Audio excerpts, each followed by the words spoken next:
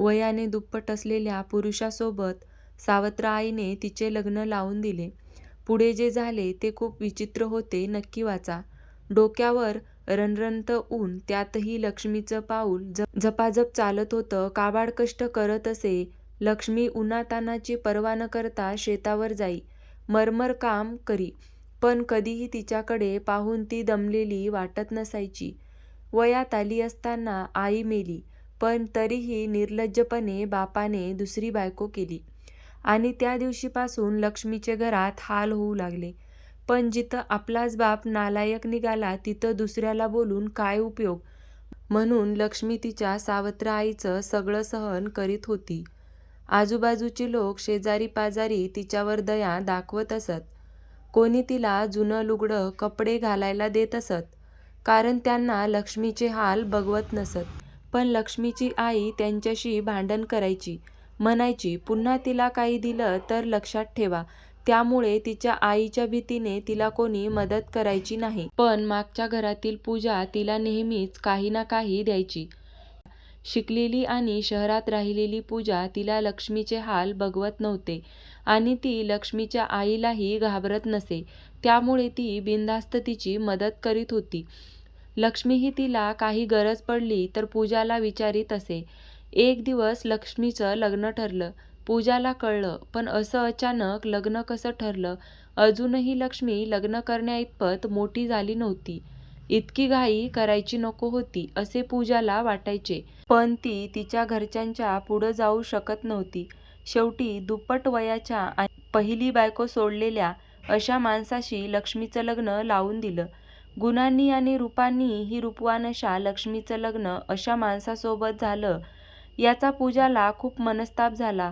पण मनाची समजूत घातली, जाऊ दे, इथं नाहीतरी तिचं हाल कुत्रं खात नव्हतं, आता तरी 4 घास सुखाचे खाईल. पण ही पूजाची समजूत फार चुकीची ठरली. तिथं तर इथल्यापेक्षा जास्त हाल होत असत तिचे, पण बिचारी सगळं सहन करायची. 2 वर्षातच तिच्या सासरच्यांनी तिला हाकलून दिले. पहिलीलाही मुलं झाली नाही म्हणून सोडलं आणि आता हिलाही नाही झालं. लक्ष्मीच्या नशिबाने तिला आता एका आणखी मोठ्या संकटात आणून सोडलं होतं.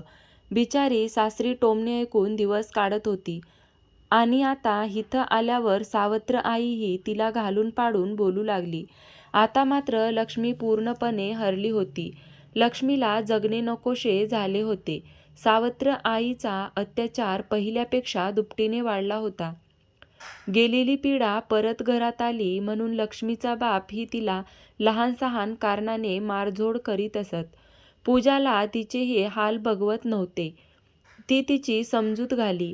असेच एक दिवस पूजाचा दूरचा नातेवाईक तिचा भाऊ लागत होता. त्याची बायको ही मुलाला जन्म देऊन मरण पावली होती. मुलाचे हाल नको म्हणून त्याने दुसरं लग्न केलं नाही. पण तरीही पूजाने त्याच्याकडे लक्ष्मीसाठी शब्द टाकला. म्हणाली, मी तुला शब्द देते, लक्ष्मी तुझ्या मुलाला आपलं मूल म्हणून वाढवेल. शिवाय तिला वांजोटी म्हणून तरी कोणाचे शब्द ऐकायला नको. खूप त्रास सहन केलाय तिने, पण आता तू तिच्यासाठी काही करू शकतोस. प्लीज नाही म्हणू नकोस. एका मुलीचं आयुष्य उद्ध्वस्त होण्यापासून वाचेल आणि तुझ्या बाळालाही आई मिळेल. खूप विचारानंतर त्याने होकार दिला. पूजाने लक्ष्मीच्या घरच्यांना कसेबसे समजावले, पण त्याची गरज नव्हती, कारण त्यांनाही त्या घरात नको होती. एका मंदिरात लग्न पार पडलं आणि त्या दिवसापासून लक्ष्मीचं नशीब पालटलं. समजूतदार नवरा आणि कुशीत पोरं याशिवाय काय हवं होतं तिला. आता लक्ष्मी येते माहेरपणाला, पण तिच्या घरी नाही तर पूजाच्या घरी. सासरी जाताना प्रत्येक वेळी पूजाचे उपकार मानते. या जगात जेवढी वाईट माणसे आहेत तेवढी चांगली सुद्धा आहेत. फक्त ती आपल्याला भेटण्यासाठी वेळ यावी लागते. तर कशी वाटली तुम्हाला आजची ही कथा? आवडली असेल तर व्हिडिओला लाईक, शेअर आणि सबस्क्राईब करायला विसरू नका.